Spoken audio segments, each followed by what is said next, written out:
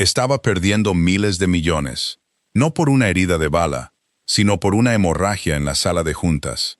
El imperio de Dante Costa se estaba estancando, todo porque un intermediario muerto se llevó sus idiomas a la tumba. Hombres en trajes caros se gritaban unos a otros. Los tratos se derrumbaban por culpa de la traducción. Mientras tanto, Harper limpiaba los suelos de mármol, completamente invisible. Solo era una criada con una fregona y una gran deuda. Pero cuando las pistolas finalmente salieron de las fundas por una amenaza malinterpretada, ella no corrió. Ella habló, y el bajo mundo se detuvo a escuchar. El olor a lejía y pino artificial era la armadura de Harper. Mientras oliera a productos de limpieza industrial, los hombres de la finca Costa no la miraban. Miraban a través de ella. Ella lo prefería así. En una casa donde las disputas se resolvían con pistolas con silenciador en un sótano insonorizado, la visibilidad era un riesgo. Harper mantenía la cabeza gacha. Fregaba el mármol italiano importado hasta que sus nudillos se agrietaban y sangraban. Aspiraba las alfombras persas en la enorme biblioteca. Y vaciaba ceniceros que olían a puros caros y sudor nervioso. Tenía 26 años. Cargaba con una montaña de deudas médicas que le dejó una madre que tuvo la audacia de morir lentamente en un sistema de salud roto. La familia Costa pagaba en efectivo, por debajo de la mesa. Y pagaban muy bien. Eso era todo lo que importaba. Dante Costa no se fijaba en ella. Para el jefe del sindicato del crimen organizado más lucrativo de la costa este, Harper era solo parte del mobiliario. Un fantasma con un uniforme gris. Dante era un hombre que parecía tallado en granito y falta de sueño. No se pavoneaba, no gritaba. Se movía con una eficiencia silenciosa y letal que enfriaba el aire de la habitación. Pero últimamente, los bordes de su control se estaban deshilachando. Harper lo notaba en las pequeñas cosas. La forma en que dejaba su whisky intacto en el escritorio de caoba. La forma en que sus nudillos se ponían blancos cuando sonaba su teléfono. El vaso de cristal roto que tuvo que barrer de la chimenea 3 días seguidos. Estaba perdiendo dinero, mucho dinero. Harper lo sabía porque los hombres de la casa hablaban. Asumían que la criada no entendía de finanzas, ni de logística, ni de la intrincada red de contrabando internacional. Se equivocaban en todo. Antes de que su vida se descarrilara, Harper había completado 2 años de una carrera en relaciones internacionales. Ahora su educación consistía en escuchar a escondidas mientras limpiaba el polvo de las estanterías. El problema era un puerto en Marsella. La familia Costa tenía un enorme cargamento de armas ilegales y narcóticos atascado en los muelles. Su principal enlace europeo, un intermediario de la vieja escuela llamado Thomas, había muerto de un repentino y violento ataque al corazón hacía 2 semanas. Thomas era el único que hablaba la jerga híbrida específica del bajo mundo corso-francés. Él era el puente. Sin él, el puente se derrumbó. Cada día que el cargamento permanecía en los muelles, millones de dólares se evaporaban. Los sindicatos rivales estaban al acecho. Los sobornos a las autoridades portuarias francesas estaban a punto de expirar. Dante necesitaba negociar directamente con Gastón Laurón, Hully brutal y notoriamente terco jefe del cartel de Marsella. Pero Gastón despreciaba a los estadounidenses y se negaba a hablar inglés. Dante hablaba italiano y español con fluidez, pero su francés se limitaba a los nombres de los platos de un menú. Para cerrar la brecha, Dante había contratado a una sucesión de traductores corporativos. Harper los vio ir y venir, hombres y mujeres con títulos impecables de Georgetown y Columbia. Entraban en la finca con maletines y salían horas después, pálidos y temblando. Los traductores corporativos sabían cómo negociar fusiones. No sabían cómo negociar con dinero manchado de sangre. Traducían las amenazas veladas de Gastón literalmente. Se perdían el matiz cultural, la jerga callejera, el peligro implícito. El hombre nos está tomando el pelo, murmuró Carmine, el subjefe de Dante, una tarde. Harper estaba puliendo los tiradores de latón de las puertas del estudio, conteniendo la respiración. Nos está cobrando tasas de almacenamiento mientras negocia con los rusos a nuestras espaldas. Necesitamos cortar lazos, hundir el cargamento. Si hundimos el cargamento, perdemos 2.000 millones, respondió Dante. Su voz era un murmullo grave, sin pánico, pero cargada de agotamiento. No hundimos nada. Gastón viene aquí mañana por la noche. Carmine se burló. ¿Y quién va a traducir? El chico de la agencia. Casi se orina encima cuando Gastón mencionó podar el jardín por teléfono ayer. Pensó que Gastón estaba hablando de jardinería de verdad. Es el mejor que tiene la agencia, dijo Dante, aunque no sonaba convencido. Solo asegúrate de que el comedor esté seguro, sin errores. Si este trato sale mal, vamos a la guerra. Harper dejó de pulir. Su trapo se quedó suspendido sobre el latón. Guerra significaba caos. Caos significaba un mayor riesgo de balas perdidas, redadas policiales y salarios impagados. Ella necesitaba este trabajo. Necesitaba el sobre con dinero en efectivo del viernes para evitar que el banco embargara su pequeño apartamento. Terminó con el pomo de la puerta, recogió su cubo y caminó por el largo y sombrío pasillo. No le importaban los miles de millones de Dante Costa, pero le importaba mucho su propia supervivencia. Y mañana por la noche, Gaston Lauron iba a entrar en un polvorín. Harper había pasado 4 años de su adolescencia viviendo en Marsella con su padre, de quien estaba distanciada. Un hombre que regentaba un bar de mala muerte, frecuentado por el mismo cartel que ahora controlaba Gastón. Ella conocía el idioma, no el francés académico y pulido que se enseña en las universidades. Conocía el francés de la calle, la jerga de los muelles, los modismos silenciosos y mortales de los hombres que resolvían disputas con cuchillos. Solo tenía que esperar que no se mataran entre ellos antes del postre. La tensión en el comedor a la noche siguiente era tan densa que te ahogaba. A Harper le asignaron el servicio de la cena. Era algo raro, generalmente reservado para el personal más antiguo y experimentado. Pero 2 de los camareros habituales se habían reportado enfermos. El miedo era contagioso. Harper llevaba un delantal blanco almidonado sobre su uniforme negro. Llevaba una bandeja de plata en equilibrio sobre la palma de su mano. Su rostro era una máscara inexpresiva. La mesa del comedor era enorme, tallada en nogal oscuro. A un lado se sentaban Dante Costa y Carmín. Dante vestía un traje de color carbón. Su postura era relajada, pero sus ojos escaneaban la habitación como un halcón, buscando un punto débil. Al otro lado se sentaba Gaston Lauron. Gastón era un hombre corpulento, con un cuello grueso. Llevaba una camisa de seda desabrochada que revelaba una cadena de oro anidada en el vello gris de su pecho. Trajo a 2 enormes guardaespaldas que se pararon junto a las puertas. Tenían los brazos cruzados y las chaquetas abultadas. Sentado nerviosamente entre las 2 facciones estaba Simon, el traductor. Simon parecía pertenecer a un cubículo, no a una reunión de la mafia. Sudaba profusamente, secándose la frente con un pañuelo con monograma. Tenía un bloc de notas delante de él. Su bolígrafo temblaba ligeramente. Harper sirvió un cabernet con cuerpo en la copa de Gastón. Dio un paso atrás, fundiéndose en las sombras junto al aparador antiguo. La cena había sido un desastre desde el principio. Gastón hablaba rápido a propósito, omitiendo consonantes, envolviendo sus demandas en un espeso argot marsellés. Simon luchaba por seguir el ritmo. Sus traducciones eran forzadas y formales. «Dile», dijo Dante, cortando un trozo de filete poco hecho, «que las tasas portuarias que exige son inaceptables. Acordamos un 20% por el tránsito, no un 30%. Simon se volvió hacia Gastón. Habló en un francés educado del libro de texto. El señor Costa declina respetuosamente el 30%. Desea mantener el acuerdo del 20%. Gastón se rió. Fue un sonido áspero y chirriante. Se inclinó hacia adelante, ignorando su comida, y soltó una ráfaga de francés. Harper cerró los ojos por una fracción de segundo. Entendió exactamente lo que Gastón había dicho. Dile al niño bonito del traje elegante que los acuerdos son como la virginidad, amigo mío. Solo importan la primera vez. El precio es 30 o sus barcos se oxidarán en mis muelles mientras sus enemigos se comen sus sobras. Simon tragó saliva. Miró su bloc de notas. Dice que el acuerdo ha cambiado. Insiste en el 30% o los barcos permanecerán en los muelles. Dante dejó de masticar. Miró a Simon, luego a Gastón.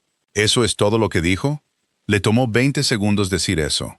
Es un idioma muy complejo, señor, tartamudeó Simon. No necesito una lección de lingüística, Simon. Necesito saber si me están insultando. Dante se limpió la boca con una servilleta de lino. Dile que ofrezco 25, una oferta final. Si se niega, retiraré toda mi infraestructura de Marsella, y él podrá explicar a los sindicatos locales por qué no les están pagando. Simon transmitió el mensaje. Su francés era demasiado suave, demasiado deferente. Hizo que Dante sonara como un gerente frustrado, no como un capo haciendo una amenaza. Los ojos de Gastón se entrecerraron. No le gustaba Dante, pero odiaba aún más la debilidad. El jefe del cartel cogió un cuchillo de carne, dándole vueltas en sus gruesos dedos. Miró directamente a Dante y habló con un gruñido bajo y retumbante. Harper se congeló. Su agarre en la bandeja de plata se tensó. Simon miró a Gastón completamente perdido. Reconoció algunas palabras, pero la jerga pesada y el tono aterrador habían cortocircuitado su cerebro. Se volvió hacia Dante, con el rostro del color de la leche agria. «Y bien», exigió Dante. «¿Qué dijo?» Él, Simon se aclaró la garganta. Dijo que no puedes amenazarlo en su casa. Dijo que si tocas a los sindicatos, te cortará las alas. Mencionó vaciar los barcos y arrojar a tus hombres al océano. Dice que es 30 o guerra. No fue una traducción terrible, estrictamente hablando, pero carecía del matiz. Carecía de la terminología callejera hiperviolenta específica que Gastón había usado. Y peor aún, Simon la había transmitido con voz temblorosa. Hizo que la amenaza sonara errática e histérica en lugar de una promesa fría y calculada. La mandíbula de Dante se tensó. Miró a Carmine. Una comunicación silenciosa pasó entre ellos. La mano de Carmine descendió lentamente por debajo de la mesa. Estaba buscando su pistola. Gastón vio el movimiento. Sus propios hombres junto a la puerta se movieron. Sus manos desaparecieron dentro de sus chaquetas. El aire fue succionado de la habitación. Un baño de sangre estaba a segundos de distancia. Dante iba a dispararle a Gastón aquí, en el comedor. Eso desencadenaría una guerra de bandas internacional que destrozaría la ciudad. El dinero se habría ido. La paz se habría ido. Y Harper tendría que limpiar la sangre de la alfombra persa. La sangre nunca salía de la lana. No pensó. Simplemente se movió. Disculpe. La voz era baja, pero cortó el pesado y sofocante silencio de la habitación como una cuchilla de afeitar. Todos se congelaron. 8 pares de ojos se giraron hacia las sombras junto al aparador. Harper avanzó hacia la tenue luz del candelabro. Todavía sostenía su bandeja de plata. Su rostro estaba completamente desprovisto de expresión. La pistola de Carmine estaba a medio sacar de su cintura. Dante la miró fijamente, con el ceño fruncido en total confusión. Una criada. Una criada estaba hablando durante una reunión. Era tan inaudito que la conmoción superó temporalmente la adrenalina del tiroteo inminente. «¿Qué demonios estás haciendo?», siseó Carmine, su voz letal. «Fuera». Harper lo ignoró. Mantuvo sus ojos en Dante. No dijo que le cortaría las alas, señor Costa. Dante no se movió. Sus ojos oscuros la taladraban. «¿Qué?».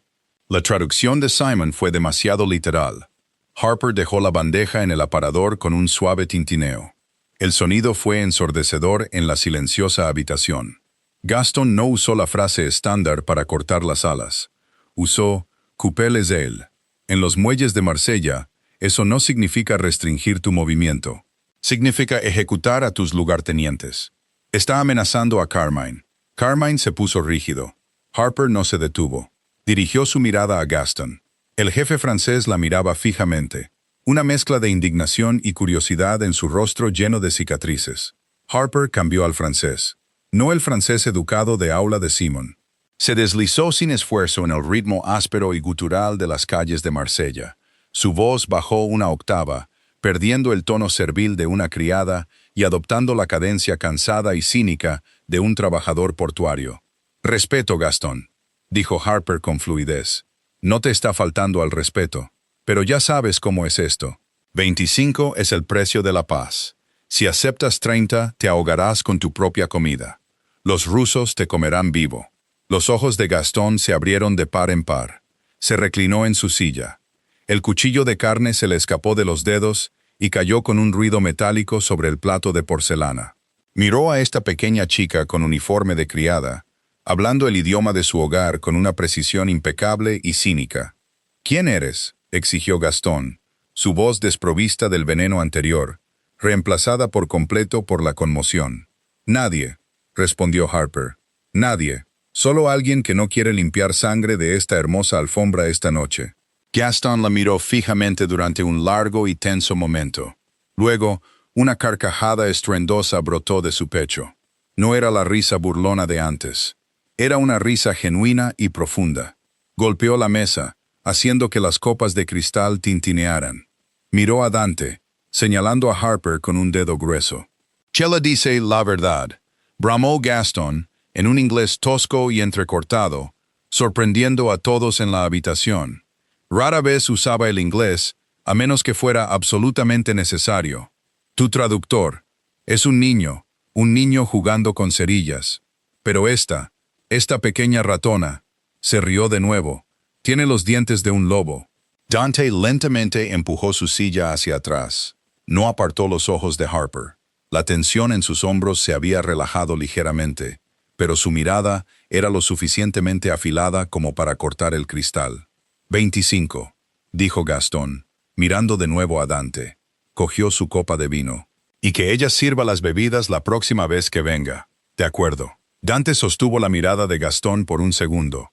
Luego levantó su propia copa. «De acuerdo». El suspiro colectivo en la habitación fue casi audible. La mano de Carmine se alejó de su cintura. Los guardaespaldas de Gastón relajaron sus posturas. Simon, el traductor corporativo, parecía que iba a vomitar en su servilleta. Harper recogió silenciosamente su bandeja de plata.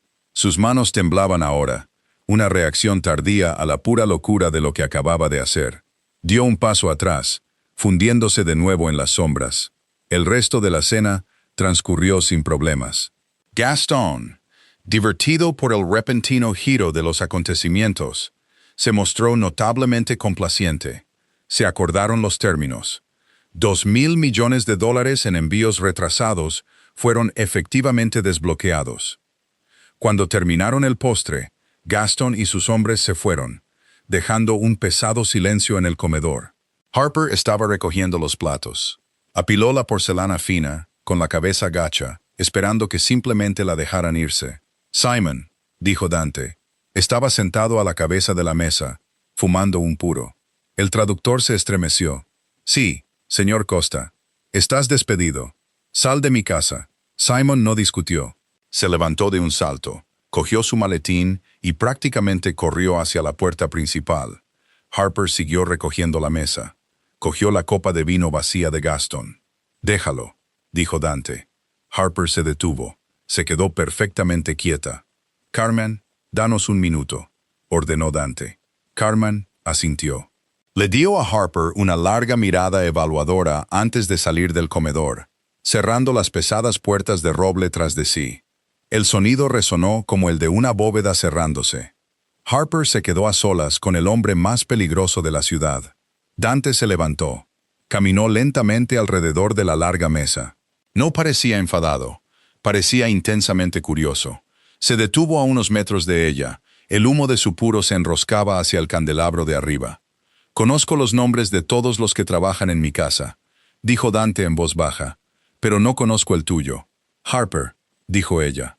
Su voz era firme a pesar del martilleo de su corazón contra sus costillas. «Harper», probó el nombre en su lengua. «Me has ahorrado una guerra esta noche, Harper. Me has ahorrado mucho dinero. Solo hice mi trabajo, señor Costa. La casa debe mantenerse limpia». Los labios de Dante se crisparon. Un fantasma de sonrisa. «¿Dónde aprendió una criada a hablar francés como un sicario de cartel?» «Viví en Marsella unos años», dijo ella manteniéndolo vago. «Se me pegan las cosas. Se te pegan las cosas». Se acercó más. Se cernía sobre ella, irradiando una autoridad silenciosa y absoluta. Simon tenía un máster en lingüística de Yale. A él no se le pegó nada. Tú captaste la frase exacta necesaria para calmar a un sociópata. Simon no entendió que el orgullo de Gaston estaba herido. Estaba traduciendo las palabras, no el ego. Harper encontró su mirada. Fue un error. Mirar a los ojos de Dante Costa era como asomarse al borde de un acantilado muy empinado. No volverá a ocurrir, señor. Pido disculpas por interrumpir. No te disculpes. Dante dio una lenta calada a su puro. Sopló el humo lejos de su cara. ¿Cuánto te pago por limpiar mis suelos, Harper? Ella parpadeó, sorprendida. $22 la hora, señor. Dante metió la mano en el bolsillo interior de su chaqueta. Sacó un grueso fajo de billetes. Sacó una pila de billetes de $100, al menos $5,000, y la colocó en una bandeja de plata. Ya no limpias suelos, dijo Dante, su voz una orden grave y ronca. Mañana por la mañana, preséntate en mi estudio a las 8 en punto. Vas a participar en mis llamadas con Bogotá. Veamos qué tal se te da el español. Harper miró el dinero. Era suficiente para pagar 3 meses de deuda de una sola vez. Volvió a mirarlo a él. Soy una criada, señor Costa. Ya no. Dante se dio la vuelta y caminó hacia las puertas. Se detuvo, mirando por encima del hombro. Ahora eres mi voz, Harper. No llegues tarde. La dejó de pie en el comedor vacío, la pila de billetes pesando en su bandeja. Se dio cuenta con una fría punzada de pavor de que ya no era invisible. Había salido de las sombras, directamente al punto de mira del mundo de Dante Costa. Las 8 de la mañana llegaron demasiado rápido. Harper estaba de pie fuera de las pesadas puertas de caoba del estudio de Dante Costa. Llevaba un sencillo jersey de cuello alto negro y pantalones grises, lo mejor que pudo encontrar en su escaso armario. Había dejado su uniforme cuidadosamente doblado en su cama sin hacer. Dejar atrás la tela áspera y manchada de lejía se sentía menos como un ascenso y más como quitarse una armadura. Con el uniforme era un fantasma. Con esta ropa era un objetivo. Llamó 2 veces. La madera era maciza y se tragó el sonido. Entra. Dante ya estaba en su escritorio. El hombre no parecía dormir. Estaba revisando un libro de contabilidad. Un puro apagado sujeto entre sus dientes. Carmine estaba junto a la ventana, mirando a través de las pesadas cortinas de terciopelo los terrenos de la finca. Carmine no se molestó en ocultar su desdén cuando Harper entró. Para él, ella era una anomalía. Las anomalías en su línea de trabajo generalmente terminaban muertas o testificando. «Siéntate», dijo Dante, sin levantar la vista del libro. Harper tomó la silla de cuero frente a su escritorio. Era suave, cara y demasiado profunda. La hacía sentir pequeña. Mantuvo la espalda rígida, negándose a reclinarse. «Bogotá», dijo Dante, cerrando finalmente el libro. Lo arrojó a un lado. «Tratamos con un hombre llamado Esteban. Él controla las rutas de tráfico a través del corredor sur. Esteban es educado. Esteban es un caballero. Pero sus envíos han sido más ligeros los últimos 2 meses. Un 10% en todos los ámbitos». «¿Y crees que está robando?», dijo Harper. «Sé que está robando», corrigió Dante. Su voz era plana, desprovista de ira, lo que de alguna manera lo hacía peor. «Necesito saber si lo hace porque es codicioso o porque es débil. Si es codicioso, renegociaremos sus privilegios para respirar. Si es débil, significa que los federales lo están presionando y necesitamos desviar la ruta. Necesito que lo escuches de verdad». Carmine se burló. «Es una criada, Dante, no un polígrafo». Dante ni siquiera miró a su subjefe, solo miró a Harper. «Ella habla el lenguaje de la desesperación, Carmine». «Lo vi anoche. Veamos si se traduce». Presionó un botón en un elegante altavoz negro. La línea sonó 3 veces antes de que una suave voz de barítono respondiera en español. «Dante, amigo mío, es un placer». Dante se reclinó, haciendo un gesto para que Harper se hiciera cargo.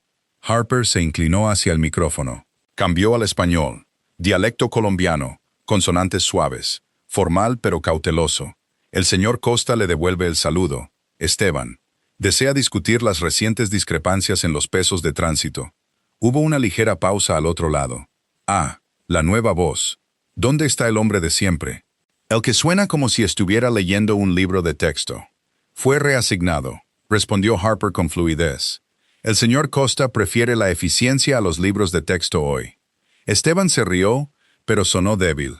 Harper cerró los ojos, concentrándose por completo en el audio, el ruido ambiental de fondo, el ritmo de su respiración.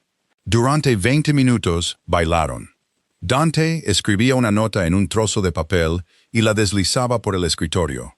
Harper traducía la demanda al español, suavizando los bordes lo suficiente para que Esteban siguiera hablando, pero manteniendo la amenaza central intacta. Esteban dio una clase magistral de evasión. Culpó a la humedad que afectaba a las básculas. Culpó a un nuevo turno de trabajadores portuarios. Habló elocuentemente sobre el honor y las asociaciones de larga data. Cuando finalmente colgó, el estudio quedó en silencio. Dante la miró, esperando. «No es codicioso», dijo Harper en voz baja. Abrió los ojos. Está aterrorizado. Carmine se cruzó de brazos. A mí me sonó bien. Confiado. Usó el usted formal cuando habló del peso faltante, pero se deslizó a la jerga informal cuando habló del tiempo. Explicó Harper. Miró a Dante. Está leyendo un guión cuando excusa las pérdidas. Y había un eco distintivo en la línea. No estaba en su oficina habitual. Estaba en una habitación grande y vacía, un almacén, tal vez. Oí una puerta de metal cerrarse de golpe en el fondo, seguida de un clic muy débil. Los ojos de Dante se entrecerraron. ¿Qué tipo de clic? Como el de un micrófono de radio activándose, dijo Harper, o un dispositivo de grabación. Creo que los federales ya lo tienen, señor Costa. Creo que estaban en la habitación con él. Carmine maldijo en voz baja. Dante permaneció perfectamente quieto. El silencio se alargó, pesado y sofocante. Entonces Dante cogió su teléfono móvil, marcó un número, se lo llevó a la oreja y dijo 2 palabras. «Quémalo». Colgó. Millones de dólares en infraestructura, borrados con un suspiro. Volvió a mirar a Harper. La intensidad en sus ojos oscuros le oprimió el pecho. «Necesitas ropa nueva», dijo Dante. Sacó una tarjeta de crédito negra de su cartera y la arrojó sobre el escritorio. Aterrizó con un ruido de plástico entre ellos. «Compra trajes, compra lo que necesites, pero cuando estés en esta habitación, me representas a mí. ¿Entendido?» Harper miró la tarjeta. Era un salvavidas y una correa, todo en una pieza de plástico. Extendió la mano y la tomó. «Entendido». Pasaron 3 semanas. La vida de Harper se transformó en un torbellino surrealista de alto riesgo. El peso aplastante de la deuda médica de su madre desapareció, borrada por una única transferencia bancaria anónima que Dante había organizado sin decir una palabra. Su pequeño y corriente apartamento fue cambiado por una suite en el 3er piso de la finca Costa. Tenía un armario lleno de chaquetas a medida y blusas de seda. Comía comida preparada por un chef privado. Era más rica de lo que nunca había sido, y estaba completamente atrapada. Ahora pertenecía al sindicato. Era la sombra de Dante. Participaba en llamadas con oligarcas rusos, pesos pesados sicilianos y políticos corruptos. Aprendió que el bajo mundo tenía menos que ver con tiroteos en la calle y más con reuniones de junta agónicamente tensas, amenazas susurradas mientras tomaban un espresso y leer los cambios microscópicos en la postura de un mentiroso. Y aprendió sobre Dante. Era un hombre de contradicciones aterradoras. Ordenaba que golpearan a hombres con la misma calma que usaba para pedir su café de la mañana. Sin embargo, nunca levantaba la voz al personal de la finca. Se aseguraba de que las viudas de sus soldados caídos fueran compensadas generosamente. Era un monstruo que operaba estrictamente según un rígido código moral autoimpuesto. Un jueves por la noche, la finca estaba en silencio. La fuerte lluvia azotaba las ventanas de la biblioteca. Harper estaba en la larga mesa de roble, traduciendo un denso contrato escrito a mano de un contacto en Palermo. El dialecto italiano era arcaico, lleno de metáforas veladas que le daban dolor de cabeza. La puerta se abrió con un suave clic. Dante entró. Llevaba una camisa de vestir blanca, con las mangas arremangadas hasta los codos. Su corbata había sido descartada en algún lugar entre el vestíbulo y aquí. Parecía agotado. La maquinaria brutal de su vida lo estaba desgastando, aunque nunca dejaba que nadie más lo viera. Se acercó a una licorera de cristal en una mesa auxiliar y sirvió 2 vasos de líquido ámbar.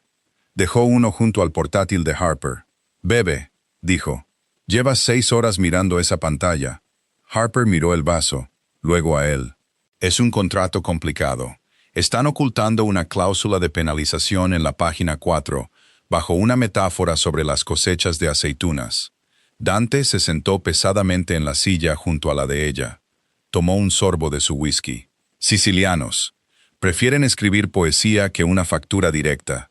No se fue. Simplemente se quedó allí sentado, La lluvia tamborileaba un ritmo caótico contra el cristal. El silencio entre ellos era diferente ahora. Había pasado de la brecha fría y aterradora entre un jefe y una criada a algo más pesado. Algo casi doméstico, construido sobre secretos compartidos y noches en vela. «Pagaste la deuda», dijo Harper en voz baja, mirando su pantalla en lugar de a él. «Nunca te di las gracias. No lo hice por gratitud», dijo Dante. Su voz era baja, mezclándose con el sonido de la lluvia. «Lo hice porque la distracción es un riesgo. No puedes escuchar a los rusos si te preocupa un embargo bancario. Cierto. Puramente transaccional». Dante giró la cabeza para mirarla. Su mirada era pesada, física en su peso. «¿Es eso lo que crees que es esto? Creo que soy una pieza de software muy cara para usted, señor Costa. Una aplicación de traducción humana». Finalmente lo miró. Estaba cansada, y el whisky la estaba volviendo audaz. «Y creo que me mantiene en esta casa, porque sabe que sé demasiado como para irme». Dante no se inmutó. Lentamente removió el licor en su vaso. «¿Crees que eres una prisionera, Harper? Creo que una jaula es una jaula, incluso si los barrotes son de seda». Dejó su vaso. Se inclinó solo una fracción, invadiendo su espacio. Podía oler el whisky, el cedro, el leve olor metálico a pólvora que siempre parecía persistir en su piel. «Si te dejara salir por esa puerta ahora mismo», dijo Dante, su voz un murmullo peligroso, «estarías muerta en una semana. Gaston conoce tu cara. La gente de Esteban conoce tu voz. El clan de Chicago sabe que hay una chica sentada a mi lado que capta cada mentira que dicen». Extendió la mano, sus nudillos rozando brevemente el frío metal de su portátil, sin tocar su mano por un centímetro. «No eres una prisionera, Harper. Estás protegida. Hay una diferencia. Yo no pedí esta vida». «Nadie pide esta vida», respondió él en voz baja. «Simplemente te traga. El truco es aprender a tragar de vuelta». Se levantó, dejando su vaso medio vacío sobre la mesa. Caminó hacia la puerta, deteniéndose con la mano en el pomo del latón. «Termina la página 4. Deja el resto para mañana. Duerme un poco». Cuando la puerta se cerró, Harper soltó un aliento que no se había dado cuenta de que estaba conteniendo. Sus manos temblaban ligeramente. Tomó un largo trago de whisky. Le quemó todo el camino hacia abajo, dejando un calor hueco en su pecho. Ya no solo traducía sus palabras. Estaba empezando a entenderlo. Y eso era lo más peligroso de todo. La neutralidad de un lugar en el bajo mundo criminal siempre era una ilusión. El almacén en el distrito de los Mataderos era vasto, helado y olía a óxido y lejía. Fue elegido porque no pertenecía ni a la familia Costa ni al sindicato de Chicago. Se suponía que era una zona segura para negociar los límites de una nueva red de distribución a través del Medio Oeste. Harper estaba de pie ligeramente detrás del hombro izquierdo de Dante. Llevaba un pesado chaquetón de lana sobre su traje. Su aliento formaba nubes en el aire gélido. Carmine y 4 soldados fuertemente armados los flanqueaban, sus ojos escaneando las oscuras pasarelas de arriba. Frente a ellos estaba Sullivan. Sullivan era un hombre delgado como un alambre con una cara picada de viruela y una sonrisa que nunca llegaba a sus ojos pálidos.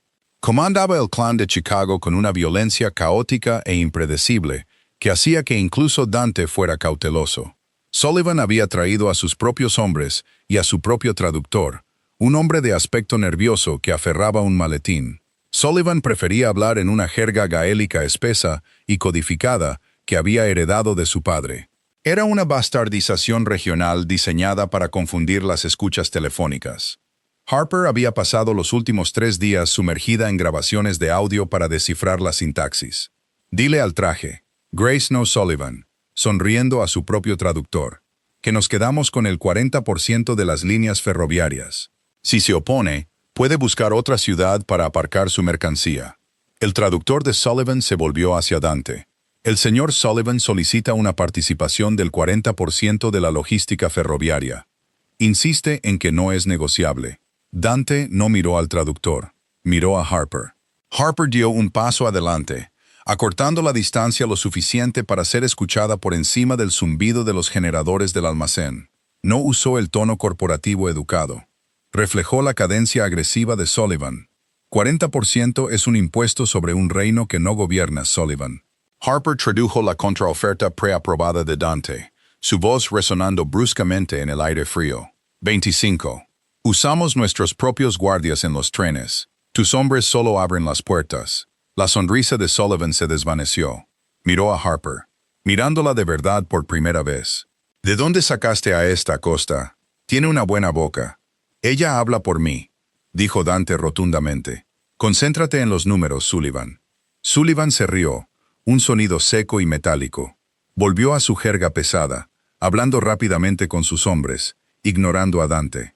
Harper escuchó, su cerebro trabajando a toda máquina, eliminando el acento espeso, descifrando los términos callejeros. La puerta trasera está abierta. Los perros están dormidos. Que caiga la lluvia. No era una contraoferta. Era una orden de ejecución. «Pistola», gritó Harper. No esperó a traducir. Golpeó con sus manos la espalda de Dante, empujándolo con fuerza hacia la derecha. El almacén estalló. El rugido ensordecedor de los disparos automáticos rompió el aire frío. Chispas llovieron desde la pasarela de arriba mientras un tirador oculto abría fuego sobre su posición. El suelo de hormigón donde Dante había estado de pie una fracción de segundo antes fue pulverizado por una ráfaga de balas. Reinó el caos. Carmine gritaba órdenes, devolviendo el fuego, su pistola retumbando en el espacio cerrado. Los hombres de Sullivan ya se estaban moviendo, sacando armas de sus abrigos. Dante no cayó. Se tambaleó por el empujón de Harper, recuperó el equilibrio y se movió con una gracia fluida y aterradora. Sacó su arma de la funda del hombro en un borrón de movimiento. Pero su primer instinto no fue disparar a Sullivan. Su primer instinto fue Harper. Agarró la solapa de su chaquetón, tirando de ella violentamente detrás de un enorme pilar de acero oxidado, justo cuando una línea de balas atravesaba el metal a centímetros de su cara. El sonido fue ensordecedor, un agudo ping, ping, ping que le hizo castañetear los dientes. «Al suelo», rugió Dante, presionándola contra el acero frío. Su cuerpo era un escudo, enjaulándola contra el pilar. Harper jadeaba en busca de aire, la adrenalina golpeando su sistema como un golpe físico. Le zumbaban los oídos. El olor a cordita y cobre llenaba el aire, asfixiante y espeso. Miró a Dante. Su rostro era una máscara de furia fría. Apretó la mandíbula con tanta fuerza que un músculo se contrajo en su mejilla.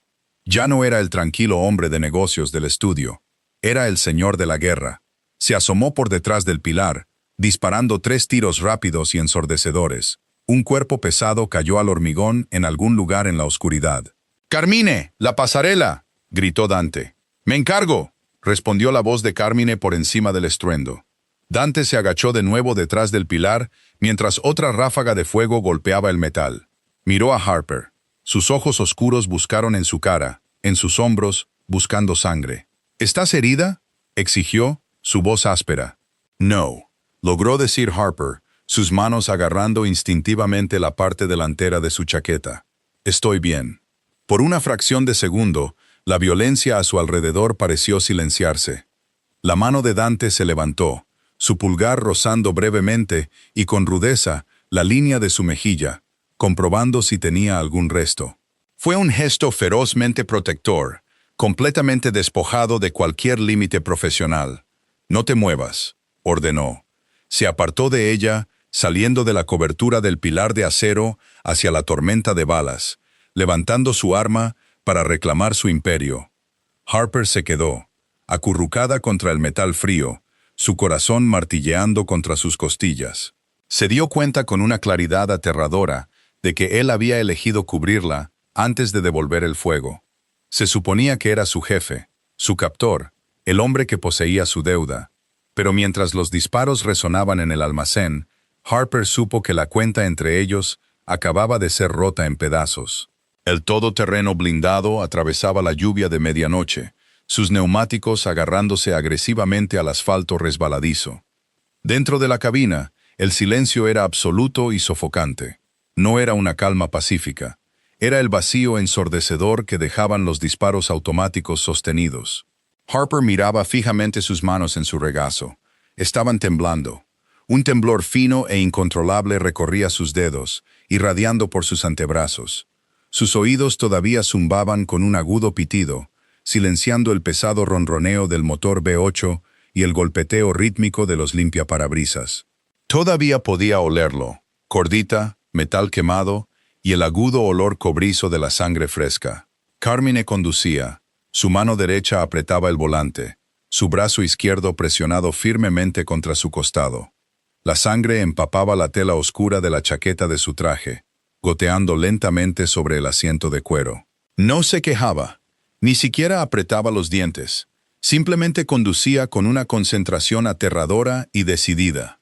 Dante estaba sentado junto a Harper en la parte de atrás. No había hablado desde que se metieron en el vehículo bajo el fuego de cobertura de sus soldados restantes. Estaba sentado completamente rígido en la oscuridad, mirando fijamente el parabrisas azotado por la lluvia. Las luces de la calle destellaban rítmicamente sobre su rostro, iluminando las duras líneas talladas en piedra de su mandíbula y el frío vacío de sus ojos.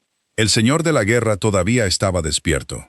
Estaba catalogando sus pérdidas, haciendo cálculos tácticos, planeando el ataque de represalia. Harper lo miró. La manga de su traje de carbón a medida estaba rota en el bíceps. Debajo de la lana rasgada, su camisa blanca estaba manchada de un carmesí profundo y creciente. «Estás sangrando», dijo Harper. Su voz sonaba delgada y frágil, como papel seco rasgándose. Dante no la miró. Apenas parpadeó. «Es un rasguño. No te preocupes por eso». «No es un rasguño, señor Costa. Está empapando su chaqueta». «Te he dicho que lo dejes, Harper».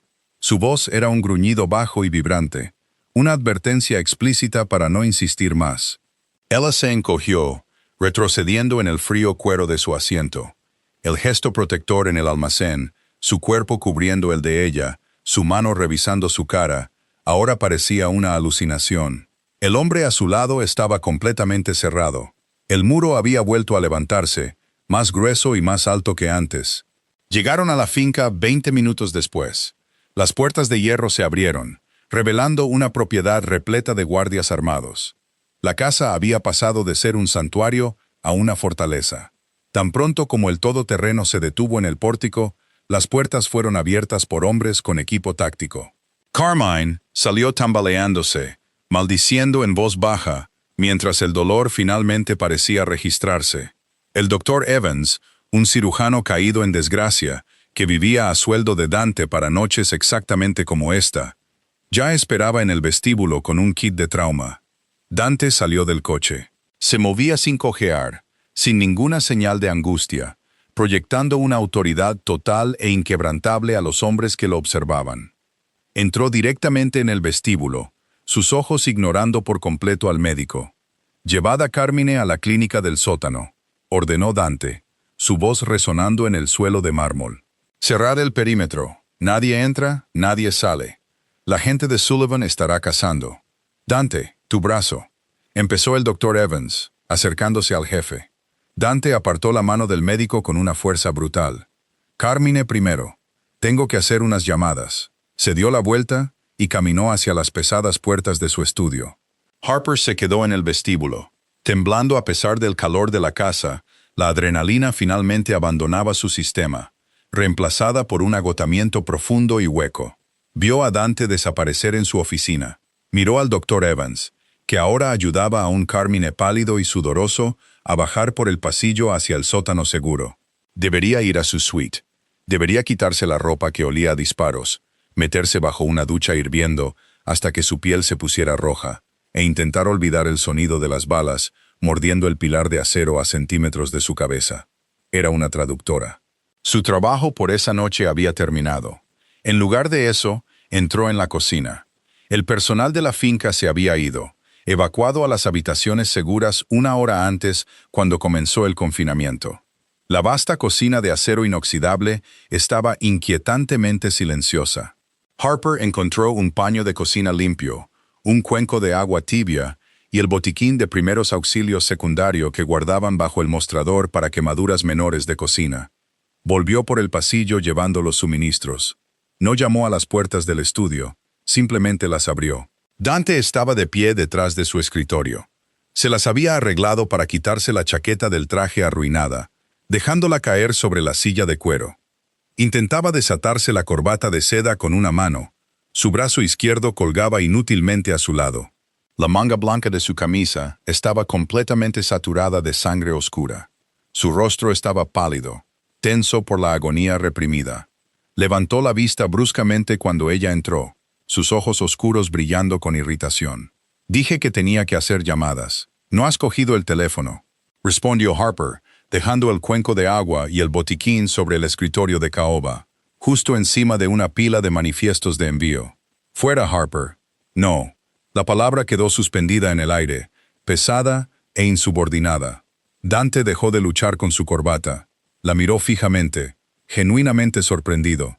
En los 5 años que había dirigido el sindicato, nadie, ni siquiera Carmine, le había dicho no tan rotundamente. Harper rodeó el escritorio. Se detuvo a centímetros de él. Podía sentir el calor que irradiaba su cuerpo, oler el agudo sabor metálico de la sangre que empapaba su camisa. Levantó la mano, sus pequeñas manos temblorosas apartando los dedos de él de su cuello. Dante se puso rígido. Sus músculos se tensaron, pero no la detuvo. Harper desató su corbata y la quitó, dejándola caer sobre el escritorio. Luego pasó a los botones de su camisa arruinada. Sus nudillos rozaron su pecho. Él respiraba con dificultad. Su pecho subía y bajaba con un ritmo áspero e irregular. «Me salvaste la vida», dijo Harper en voz baja, con los ojos fijos en la tela ensangrentada mientras desabrochaba los botones. «Me empujaste detrás de ese pilar. Me cubriste».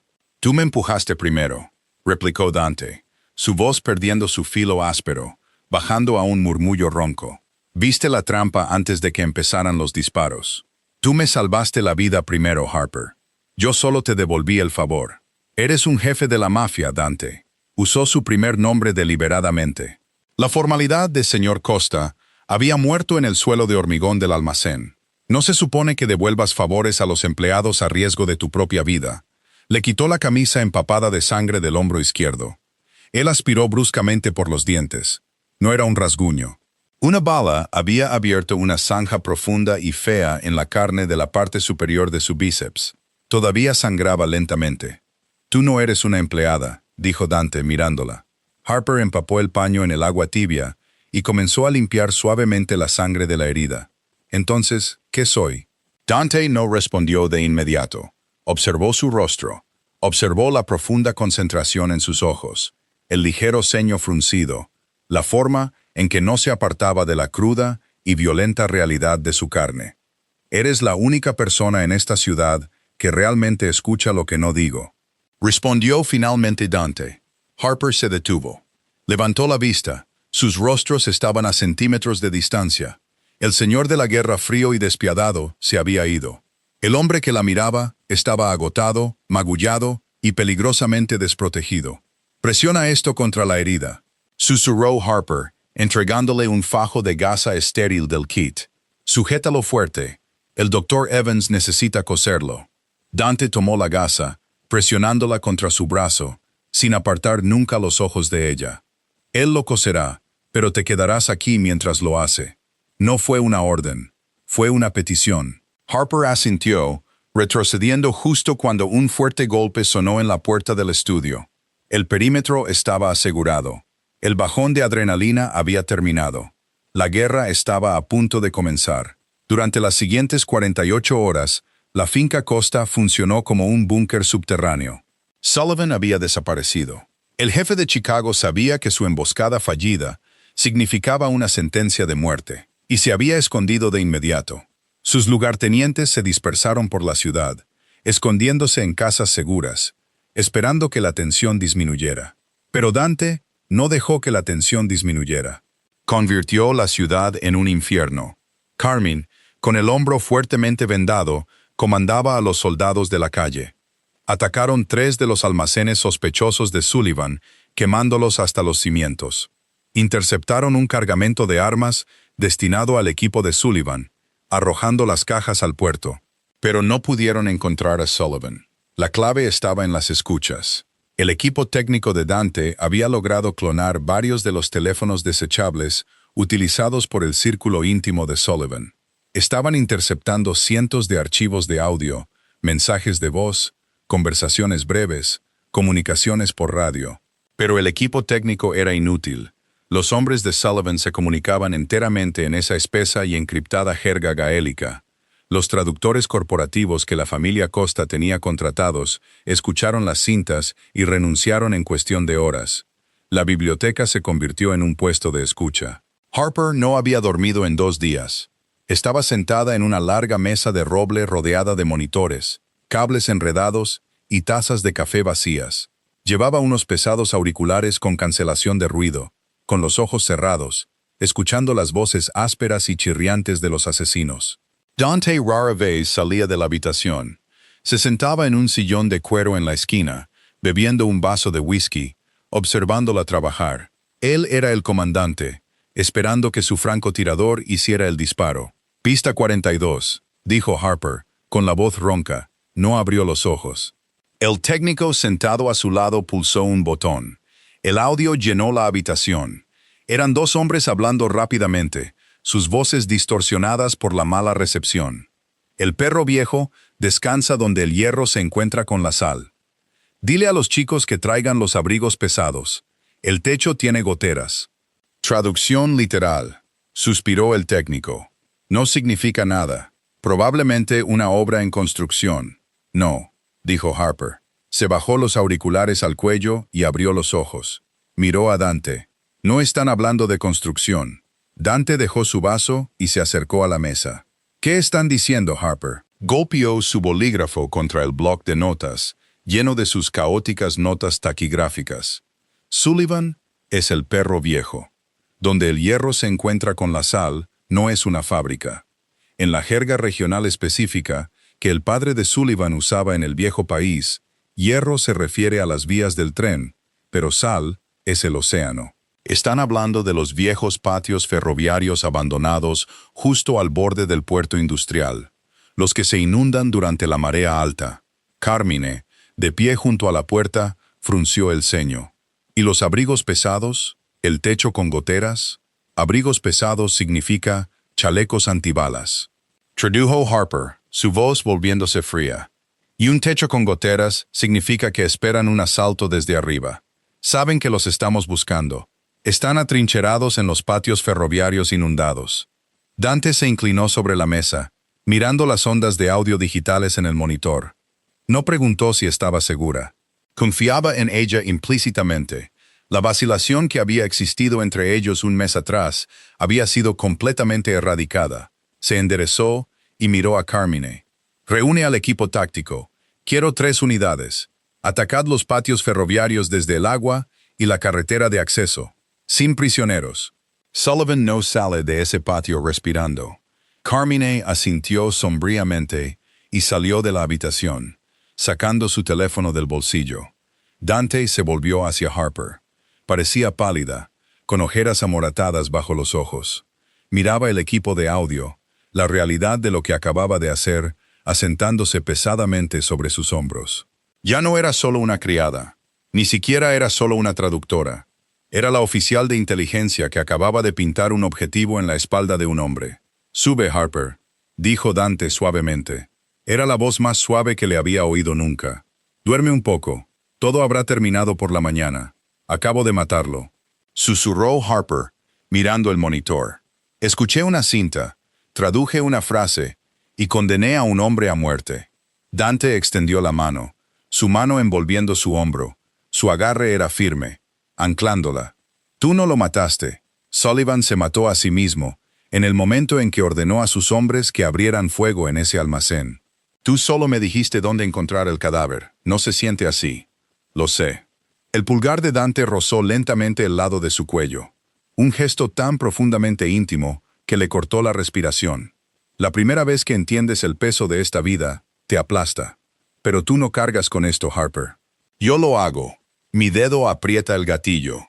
Mi alma paga el precio. Tú eres solo la voz que me guía a través de la oscuridad». La soltó y caminó hacia la puerta. Iba con el equipo de asalto. No dejaría que sus hombres terminaran una guerra que él empezó sin liderar desde el frente. «Dante», Lo llamó Harper. Se detuvo, con la mano en el marco de la puerta, y miró hacia atrás. «No falles», dijo ella. Una sonrisa oscura y peligrosa tocó las comisuras de su boca. «Nunca lo hago». Harper se sentó en la biblioteca durante las siguientes 3 horas. No subió. No durmió. Se sentó junto a la radio táctica, escuchando la estática encriptada. A las 4:12 de la madrugada, la radio crepitó. Era la voz de Carmine, respirando con dificultad, el sonido del océano rugiendo de fondo. «El perro ha sido sacrificado. Repito, Sullivan está muerto. Área asegurada. Volvemos a casa». Harper cerró los ojos. Dejó escapar un largo y tembloroso aliento. La guerra había terminado, pero la paz se sentía infinitamente más aterradora. El sol de la mañana rompió las densas nubes de lluvia, proyectando largas sombras doradas sobre los impecables terrenos de la finca Costa. Harper estaba de pie junto a los enormes ventanales del estudio, observando cómo los todoterrenos negros regresaban por las puertas de hierro. Los vehículos estaban salpicados de barro y marcados con nuevos agujeros de bala. Los hombres salían, agotados, revisando sus armas, fumando cigarrillos con manos temblorosas. La puerta del estudio se abrió. Dante entró. Olía a humo, lluvia y violencia. El traje a medida que llevaba estaba arruinado, cubierto de polvo de yeso y manchado de grasa de motor. Parecía más agotado de lo que nunca lo había visto, pero irradiaba una calma depredadora. El rey había defendido su corona. Caminó hasta el pesado escritorio de roble y arrojó una bolsa de lona de cuero negro sobre la madera pulida. Golpeó la superficie con un ruido sordo y pesado. Luego metió la mano en su bolsillo interior y sacó un pequeño folleto azul, arrojándolo junto a la bolsa. Un pasaporte. Harper se apartó de la ventana, su corazón golpeando contra sus costillas. Miró la bolsa, luego el pasaporte y finalmente a Dante. «¿Qué es esto?», preguntó, su voz peligrosamente baja. «Hay $2 millones en efectivo no rastreable en esa bolsa», dijo Dante, de pie detrás del escritorio. Su rostro era ilegible, una máscara perfecta y sin emociones. «El pasaporte está limpio. Un nuevo nombre, nuevos antecedentes. Tengo un avión privado con combustible y esperando en la pista. Puede llevarte a cualquier parte de Europa o Sudamérica, a donde quieras ir». Harper lo miró fijamente. El aire en la habitación de repente se sintió delgado, como si él hubiera succionado todo el oxígeno. «Me estás despidiendo. Te estoy liberando», corrigió Dante. Se agarró al borde del escritorio. Sus nudillos se pusieron blancos. «Me salvaste la vida en el almacén. Me entregaste a Sullivan en bandeja de plata anoche. Tu deuda está pagada, Harper. Pagada 10 veces. Dijiste que no pediste esta vida. Dijiste que eras una prisionera en una jaula de terciopelo. La jaula está abierta. Sal». Harper miró la bolsa de lona. $2 millones. Era más dinero del que podía comprender. Podría desaparecer. Podría sentarse en una playa en España, beber vino y no volver a pensar en sangre, balas o jerga de cartel nunca más. Podría estar a salvo. Volvió a mirar a Dante. Él la miraba fijamente, sus ojos oscuros e intensos, buscando su reacción en su rostro. Quería que lo aceptara, o más bien, creía que debería aceptarlo por su propio bien. Pero mientras Harper lo miraba, al hombre sangrante, agotado y brutal que había arrojado su propio cuerpo sobre el de ella para bloquear una ráfaga de balas, se dio cuenta de una verdad aterradora. No quería irse. El terror de las últimas semanas había consumido a la asustada e invisible criada que fregaba suelos por $22 la hora. Había probado el poder de sentarse en las sombras, controlando el flujo de un imperio multimillonario con nada más que su voz y una traducción. Había visto el corazón crudo y sangrante de un monstruo, y descubrió que latía al mismo ritmo que el suyo. La seguridad era una ilusión. Lo sabía ahora. El mundo era cruel, ya sea que fregara sus suelos o gobernara sus calles. Si iba a vivir en un mundo cruel, quería estar de pie junto al hombre que sostenía el arma más grande. Harper caminó lentamente hacia el escritorio. No miró el dinero, no miró el pasaporte. Cogió el folleto azul, lo abrió, echó un vistazo al nombre falso impreso en el interior y luego lo dejó caer tranquilamente en la pesada papelera de latón junto al escritorio. Los ojos de Dante siguieron el movimiento. Tragó saliva. Los músculos de su mandíbula se tensaron. «¿Qué estás haciendo?» «No me gusta el nombre», dijo Harper con fluidez. Se detuvo a su lado del escritorio, encontrando su mirada de frente. «Y no quiero el dinero, Harper», advirtió Dante, su voz un murmullo bajo y peligroso. «No juegues con esto. Si te quedas en esta casa, no podrás irte cuando te canses. No podrás marcharte la próxima vez que vuelen las balas. Perteneces a la familia. Perteneces a esta vida». Hizo una pausa, su voz bajando una octava. «Me perteneces a mí, lo sé». Harper rodeó el escritorio, invadió su espacio, sin ningún miedo. Extendió las manos, apoyando las planas contra su pecho, justo sobre su corazón. Latía rápido, un ritmo frenético y pesado, que traicionaba la fachada de calma que intentaba proyectar. «La criada se ha ido, Dante», dijo Harper, mirándolo a los ojos. «Murió en el almacén. Yo hablo por ti. Yo escucho por ti. No puedes ponerme en un avión solo porque te sientes culpable por arrastrarme a la oscuridad». Dante la miró. La máscara finalmente se rompió. El control despiadado que mantenía sobre cada aspecto de su vida se quebró. Se movió con una velocidad repentina y abrumadora. Sus manos se levantaron, enmarcando su rostro, sus dedos entrelazándose en su cabello. La besó. No fue un beso tierno y romántico. Fue agresivo, posesivo y alimentado por semanas de adrenalina y terror reprimidos. Sabía a humo y al caro whisky que había estado bebiendo toda la noche. Harper jadeó contra su boca, sus manos agarrando las solapas de su traje arruinado, atrayéndolo más cerca. Le devolvió el beso con igual ferocidad, rindiéndose por completo a la gravedad del hombre y el imperio que había elegido. Cuando finalmente se apartó, apoyó su frente contra la de ella. Ambos respiraban con dificultad en el silencioso estudio. «Estás completamente loca», murmuró Dante, una risa oscura y sin aliento vibrando en su pecho. «Probablemente», asintió Harper, cerrando los ojos, sintiendo el calor de él contra su piel. «Pero Gaston llama al mediodía para finalizar las rutas de envío, y si dejas que el nuevo chico corporativo traduzca, va a declarar accidentalmente la guerra a Francia». Dante sonrió, una expresión genuina y rara que transformó sus rasgos duros. Dio un paso atrás, envolviendo un brazo firmemente alrededor de su cintura, anclándola a su lado. Miró hacia las pesadas puertas de caoba del estudio, el límite entre ellos y el resto de su peligroso mundo. «¡Que llame!», dijo Dante en voz baja. Su agarre sobre ella se tensó. «El jefe está escuchando». Si te encantó esta intensa y arriesgada conclusión del peligroso romance de Dante y Harper, dale al botón de me gusta y suscríbete para más audiorelatos increíbles. ¿Qué te pareció la decisión final de Harper de abrazar la oscuridad y quedarse al lado de Dante? ¿Tomó la decisión correcta o debería haber cogido el dinero y huir? Déjame saber qué piensas en los comentarios. No olvides compartir este video con tus amigos fans del romance de mafia y activa la campanita de notificaciones para no perderte nuestro próximo emocionante video.